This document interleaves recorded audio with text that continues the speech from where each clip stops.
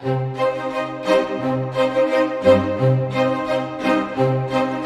sexualité, l'un des plus bons cadeaux de Dieu aux humains.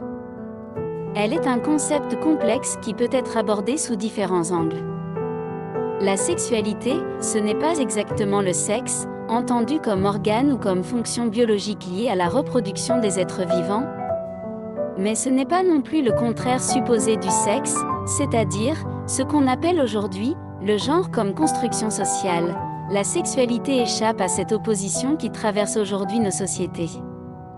Cependant, de manière générale, la sexualité peut être définie comme étant une dimension de l'existence humaine qui concerne les relations intimes, émotionnelles et physiques entre les individus.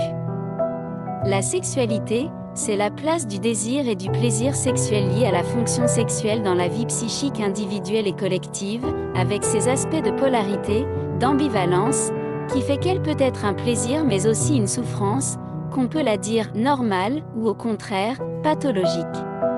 C'est la dimension qu'on pourrait dire psychopathologique de la place du sexe dans la vie individuelle et sociale. Aujourd'hui, nous condamnons avec toutes les rigueurs les violences sexuelles.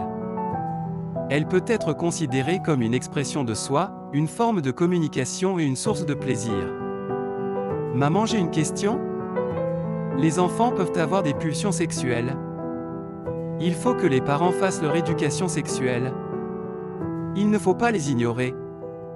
La sexualité peut avoir de nombreux bienfaits pour les individus, notamment en termes de santé physique et mentale.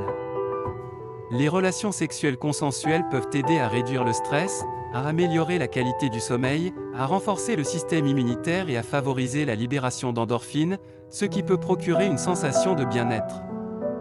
En ce sens, on utilise plusieurs expressions pour parler de l'acte sexuel, laisser aller le chat au fromage, qui veut dire avoir des relations sexuelles avec un amant. Planter le javelot dans la moquette, qui veut dire faire l'amour.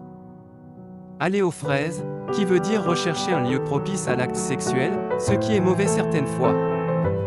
Déballer le mon chéri, qui signifie être obsédé par le sexe. Et tant d'autres.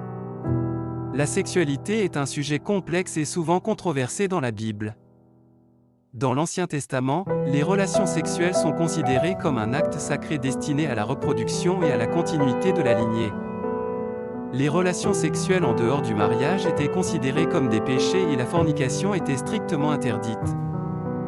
Dans le Nouveau Testament, Jésus a enseigné que le mariage est une union sacrée entre un homme et une femme, et que les relations sexuelles en dehors du mariage sont également un péché.